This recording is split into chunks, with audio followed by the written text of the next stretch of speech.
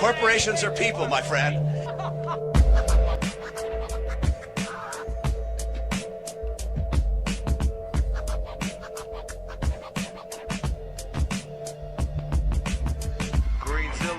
Fences like a Palestinian. Predator drones will your family to oblivion. Dimensional doorways, my rap style comes through this. Trapped in the knowledge and the hologram of Judas.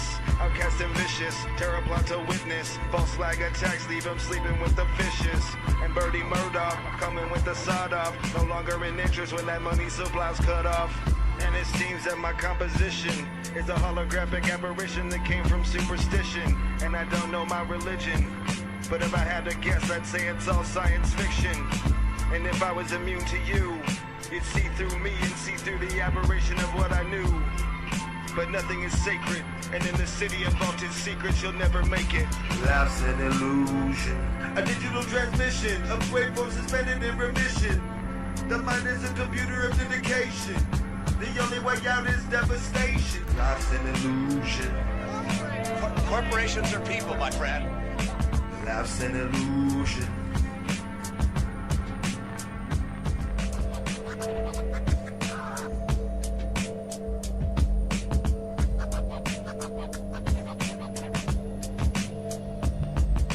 Some say actions act more than words, but right now my words wanna murder. Like in the back of a psycho's head, he thinks he wants to hurt her. From the amount of ink I put to paper, I think it deserves a burger. But my hunger is escalating to the point where the pain's like the heart of a raver, bubbling like a fucking raid. Don't make me start a riot, cause that means you're the one who helped me ignite it. So for you to know, I think it, I write it, I flow it, and you know I'm rowing this boat at 40 knots. You think you can catch up? I think not, because stereo speakers and headphones making you don't feel like it's right at home, free to roam. My flow and style is what I invented. Don't ask, cause it will never be rented. If I have to, I will fence it. Grab my gun with my left hand, aim it at your face as my gun goes blam. The tricky illusion is pollution. They have hidden what they're doing as I revealed what I'm Life's an illusion, a digital transmission of waveforms suspended in remission. The mind is a computer of dedication. The only way out is devastation. Life's an illusion. Corporations are people, my friend. Life's an illusion.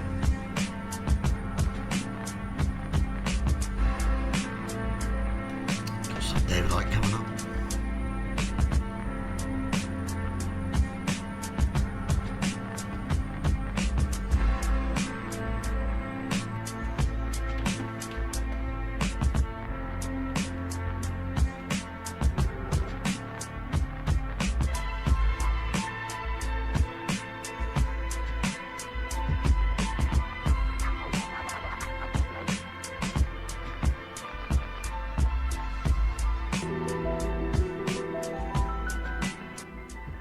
Hello and welcome to this video cast for subscribers to davidicke.com. Well, I saw a film many years ago called Wag the Dog, 1997, in fact that's when it came out. And now they're producing a remake, but you can't see it in the cinemas, you can see it on the TV news every night. And they've renamed it, they've called it The War Against ISIS. And there's another version called Russia is a Danger to the World. And if you've not come across Wag the Dog, then when I tell you the plot, you'll realize what I mean. Wag the Dog starred Dustin Hoffman as a big Hollywood producer and Robert De Niro as the ultimate White House government spinner. And the basic plot was this. They were coming up to an election and the president had got caught with, it would seem, an underage girl. And so they needed to get that story off the front pages and out of public consciousness. So what they did was decide they were going to start a war against Albania. A war in Albania. And they decided on Albania because they reckoned that very, very few Americans would know where Albania was. And, you know, you do see this phenomenon among quite a lot of Americans, certainly not all, but you can see on the internet where a television crew have gone around asking people with a map of the world where various countries are. And I remember one where the crew had actually put North Korea over Australia. And the person's there, he said, "Oh, I didn't know it was there. Oh, that's interesting." Well, no, it's not there, it's Australia. But this is a really important area, because if we don't get informed even about where countries are, never mind the geopolitical, cultural background, then what's left but just to accept the lies about these countries and these situations from government? Anyway, they decided they were going to hire Dustin Hoffman, the big Hollywood producer, to produce all this, because they weren't actually going to have a war in Albania. They were going to have a war in a studio. And what they were going to do was produce footage which they were then going to give to the networks and the media, to then replay to the public as if it was all true. Now, you've only got to look at what's happening today with all these ISIS videos just being regurgitated by the media on the basis that they're true and they reflect what's happening without any serious questioning. I mean, where do these videos come from? These, again, Hollywood kind of type videos, very highly sophisticated, well-made videos. Where do they actually come from? Who's actually behind them? These are the questions we have to ask. Because what happened in Wag the Dog is that they sent this footage to the media, who played it out. The public believed it. And now America's at war with Albania, and it's all in a studio. And there's some interesting dialogue in the film, which kind of is seriously relevant to what's happening today. The Robert De Niro character, was called Breen, the spinner, he said this: "We remember the slogans, we can't even remember the wars. You know why? That's show business. And that, to a very large extent, is what it is. That's why we're here," he said. "Naked girl covered in napalm, V for victory, 5 Marines raising the flag, Mount Suribachi. You remember the picture 50 years from now, but you'll have forgotten the war. The Gulf War, smart bomb falling down a chimney, 2,500 missions a day, 100 days. One video of one bomb," he said, Mr. Mott, the Hoffman character. "The American people bought that war. War is show business. That's why we're here." And there was another quote from Breen, the spinner. He said, "You watch the Gulf War. What do you see day after day? The one smart bomb falling down the chimney. The truth? I was in the building when we shot that shot. We shot it in a studio at Falls Church, Virginia, 1/10 scale model of a building." And the Hoffman character says, "Is that true?" And the reply was, "How the fuck do we know? You take my point." And the point is, how do we know? We're only just being told that that's what it is. And there's nothing more powerful, I've mentioned this before, there's nothing more powerful in manipulating perception than to show people some pictures and have a voiceover telling them what the pictures mean. If you watch pictures without voiceover, you can see things that you can't see if the voiceover is telling you what you're looking at. Very powerful. In Wag the Dog, not only did they make the war in a studio, they had a Willie Nelson character played by Willie Nelson. He made a war song. They had a what they call photogenic orphan to focus on, focus emotion on. I mean, just look at the wars that have been perpetuated around the world and see this recurring themes that Wag the Dog so brilliantly exposed. And then, when it started to die down a bit, and the media started to look back at the president and this scandal, and the war appeared to be ending, then they came up with this thing about this guy called Schumann. And Schumann was the story of a guy left behind in Albania. And they had this catch line, discarded like an old shoe. And so they then set up this rescue of Schumann. Am I describing things that have happened in not too distant past? They set up this rescue of Schumann, but Schumann turns out to be the guy they picked turns out to be a right, crazy.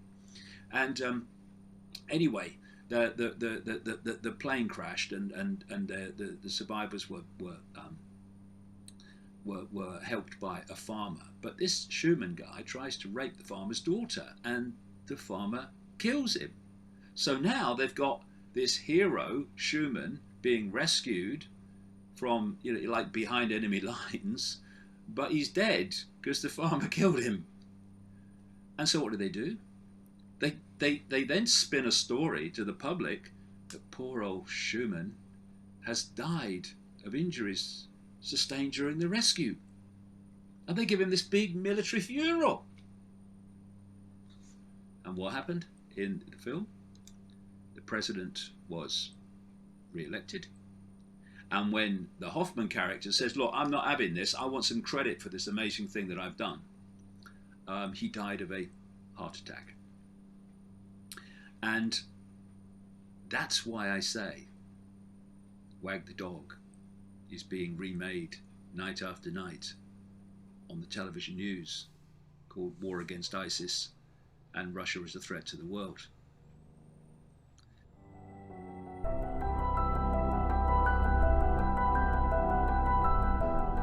The war on terror is a war on freedom. I've been saying that, writing that for years and years and years, and so have many others in the alternative media. And the horrific events of the last week and more in Tunisia, in France, and parts of the Arabic world are simply the next step to advance the agenda of destroying human freedom and much else besides. And this is not some conspiracy theory pulled out of the ether. It's in documents that you can read and see the connections between. You can go back, for instance, to a document known as a clean break, which was produced for Benjamin Netanyahu in the 1990s by the infamous neocons in the United States, people like Richard Pearl and others. And what it proposed in terms of what Israel should do is mirrored by current events in terms of the countries they should target: Syria, Iraq, Iran, and countries they should try to go into an alliance with in achieving the end of targeting those countries. You can bring it a few years forward to the year 2000, when the same neocons in the United States that were the force behind the Boy Bush administration, they produced a document through a front operation called the Project for the New American Century, calling on the United States to fight multi-theater wars against the same names: Syria, Iraq, Libya, and others, Iran. And just after that, in 2001, in fact, 1 year after that to the month, we had 9/11, the official story of which is shockingly ridiculous and quite obviously a cover story.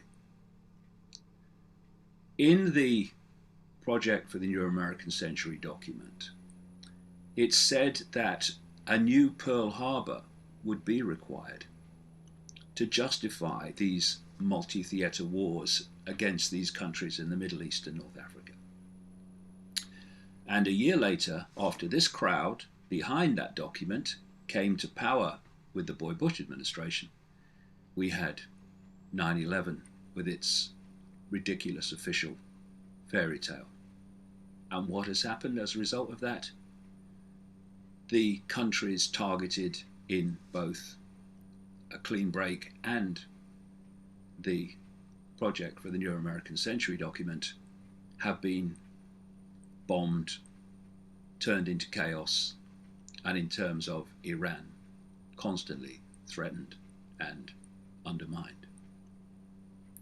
Then you can go just a very short time, matter of days and weeks after 9/11, and you pick up the story told by General Wesley Clark, a supreme commander for NATO at one point, who said that he went to the Pentagon immediately after 9/11 and was told by a member of the Joint Chiefs of Staff that the plan was, so this man had been told from on high, in other words, the Secretary of Defense's office, Donald Rumsfeld, that they were going to target and regime change a series of countries in the next few years that followed that. And what were those names? Iraq, Libya, Syria, Iran. The story just is so blatant. And so, to achieve that, they had to find excuses for public consumption only to pick off those countries. So, of course, they went into Afghanistan, first of all, on the basis that bin Laden orchestrated 9/11 from some cave in Afghanistan, and so we must get rid of the Taliban, we must invade Afghanistan. And then, of course, we had the weapons of mass destruction big lie from Bush and Blair to justify the invasion of Iraq. Tick, from these documents. We had the extraordinary in the sense of it being so blatant, removal of Colonel Gaddafi in Libya on the basis of he's killing his own people, when the people that he was in conflict with were trained, armed and funded mercenaries, most of them, funded, armed and trained by the West. So you create a situation where you create the problem by doing what I've just said in relation to these rebels, and then you offer the solution, which is removing Gaddafi because he's killing his own people when he's just fighting these Western trained, armed and funded rebels. And then, having ticked that off your list, Gaddafi's gone, you then go on to Syria. And Syria, in terms of the rebels and the people that are behind all that, were largely shipped over from Libya when they'd done the job there. And so you had the attempt to overthrow Assad as quickly as they did Gaddafi. But Assad refuses to budge to this day. As a result of which they have to keep finding excuses to remove him and to help the rebels they control and dictate to remove him.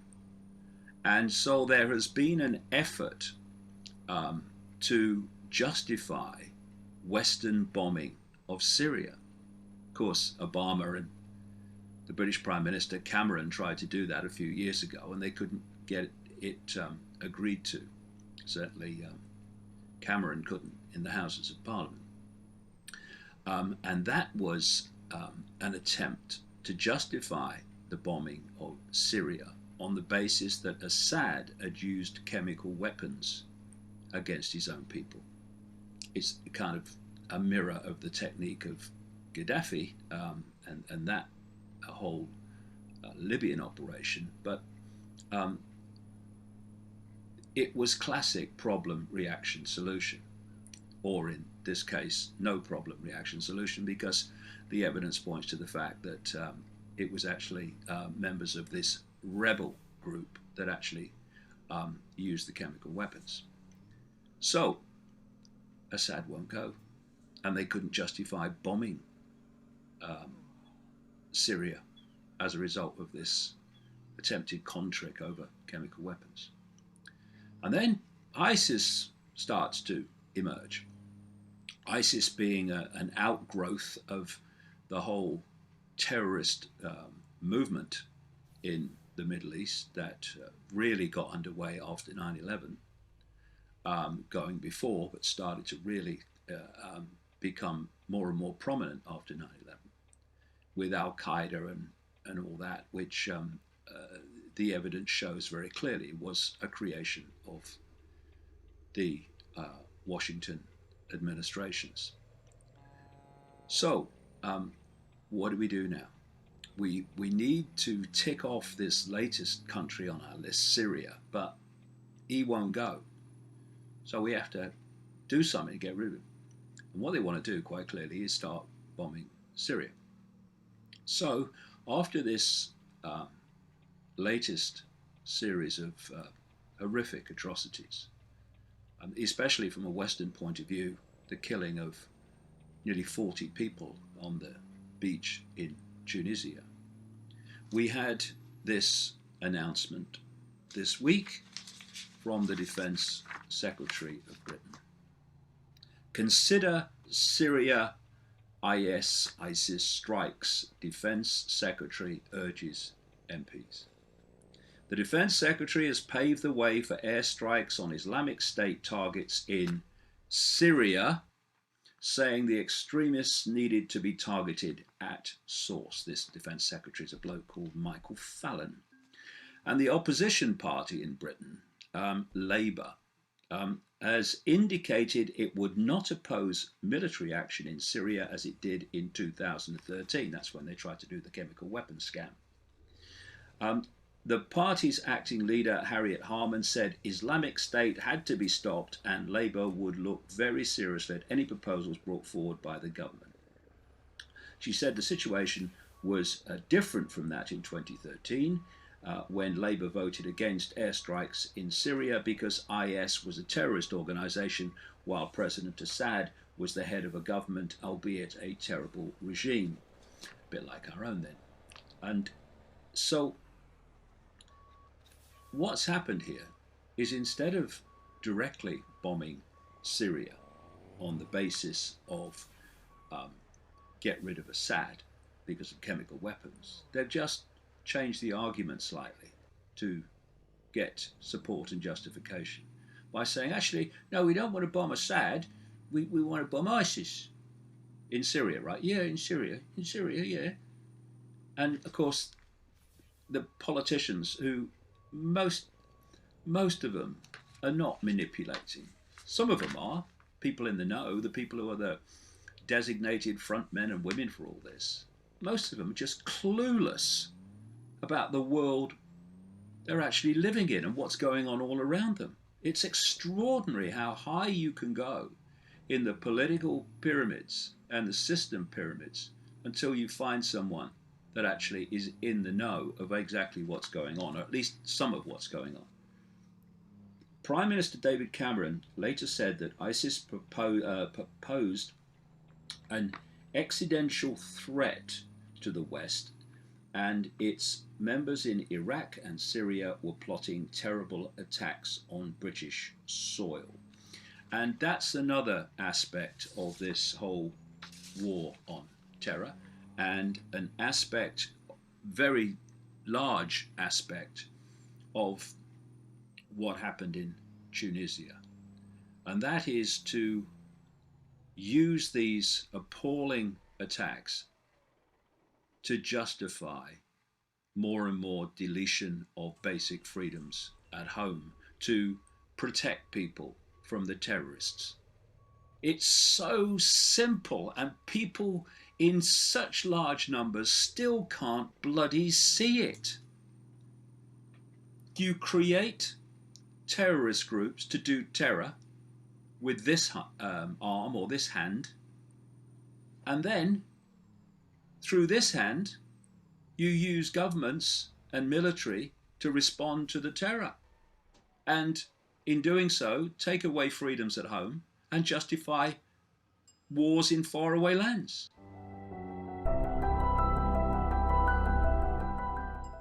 Well, of course, the horrific events in Paris have dominated the last week and more. And from the perspective of what I do and my work, it's been incredibly encouraging to see how so many people, indeed so many more people, are not accepting without question the official version of these terrorist events. They are more and more asking questions to see if the official story adds up and stands up to scrutiny. Because if we don't do that, it means that our perceptions are being manipulated and handed over to us on the basis of people just accepting the official version of everything. We shouldn't forget that it was the same officialdom, the same authorities in the collective sense, that told us there were weapons of mass destruction in Iraq to justify that invasion when they weren't. It was the same authority that gave us the most outrageous fairy story in relation to the events of 9/11. And when so many lies and manipulations and fakery has been exposed in all these events before, it would be naivety in the extreme to then expect that when something comes along like Paris, that the authorities are telling you the truth about it. Now, it's too early to start going into great detail about this happened and this is why it was and all that, but you can pick out the themes of events within what happened in Paris and connect it to other events that have actually been revealed with the passage of hindsight, time and research to have been a pack of lies. I mean, weapons of mass destruction in Iraq is a classic. So it's extremely encouraging to see on social media and in other ways, people in much larger numbers are saying, hold on a minute, we're not just accepting this by reflex action. And that is what is necessary if we're actually going to stop being scammed by these terrorist events into giving more and more of our freedoms away or accepting those freedoms being taken away. Now, people who criticize those who question, my goodness me, has anyone got a mirror? I should have a look if that's what you're doing. They might criticize the conclusions they come to, but asking questions, that's what we should be doing. And those that kind of criticize people for asking questions and not accepting the official version of events, they come out with kind of all-encompassing one-liners like, oh, they say it's all a hoax. Well, some of these things are hoaxes and some of them are not. There are many different ways to set up something, to set up a problem, which you can then offer the solution to and change society in the way that you wouldn't have been able to without creating the problem in the first place to justify the change in law and the way that society is run and controlled. So, problem, reaction, solution, the technique that's also been given the name a false flag, when you create a problem covertly and then offer the solutions to the problems you've created. They're not all hoaxes.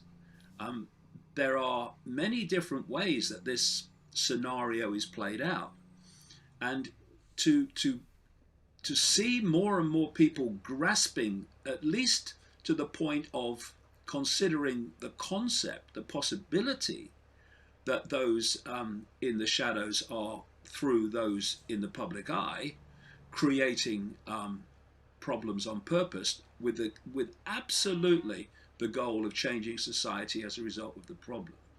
To grasp that and start to grasp that, another thing we need to consider and start to understand is the scale of absolute bloody evil that is behind all this. You know, because one of the things is that people judge what others would do by what they would do. And so they say things like, they'd kill all those people on 9/11 just to change society. They'd never do that. No, you wouldn't do that. They do it all the time. And it's this grasping of the scale of evil behind the manipulation of the direction of the world, and this concept of problem, reaction, solution, which that evil uses by doing its evil and then offering a solution to its evil, which leads to more evil. So seeing that more and more grasped, like I say, is really encouraging in terms of where we were not that long ago. And when I started out on this journey 25 years ago, where we basically weren't at all. But like I say, it's not that all these things are hoaxes. There are many different ways that they play problem, reaction, solution, but certainly there are hoaxes, and I mean complete hoaxes. I mean, Sandy Hook, the shootings at the Sandy Hook school was absolutely a hoax.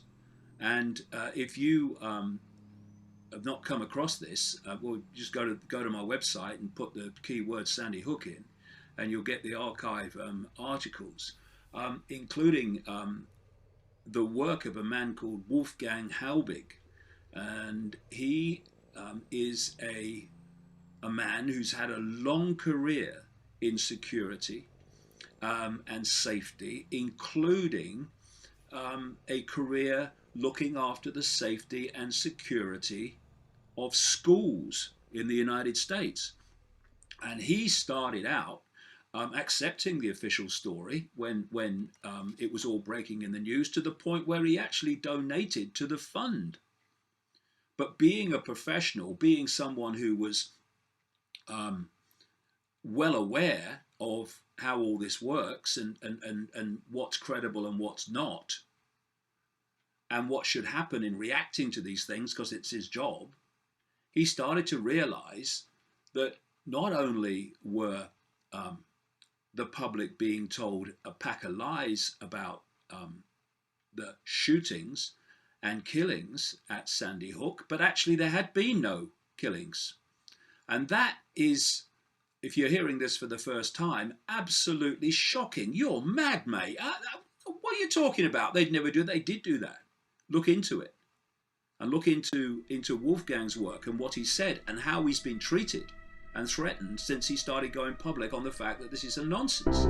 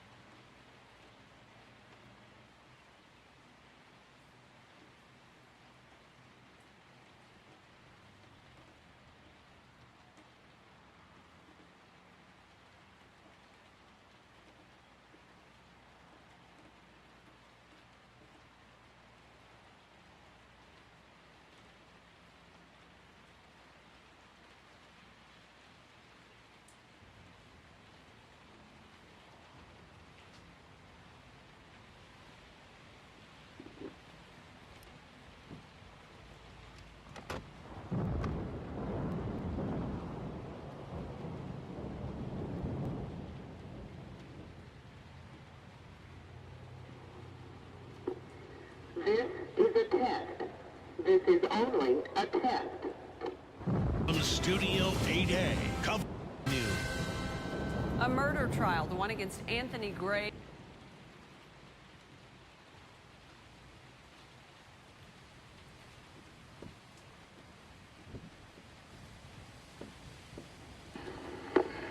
This is a test. This is only a test.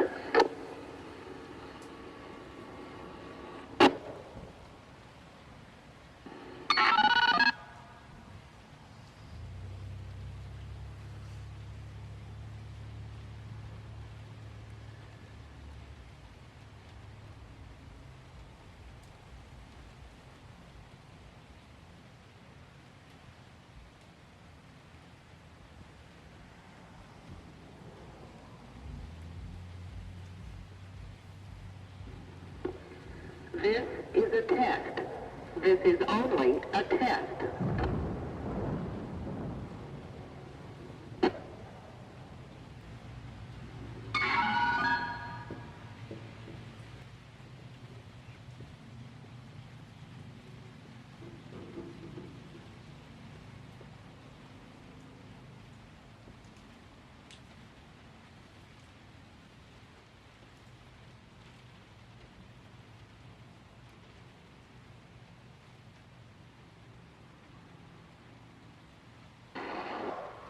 This is a test. This is only a test.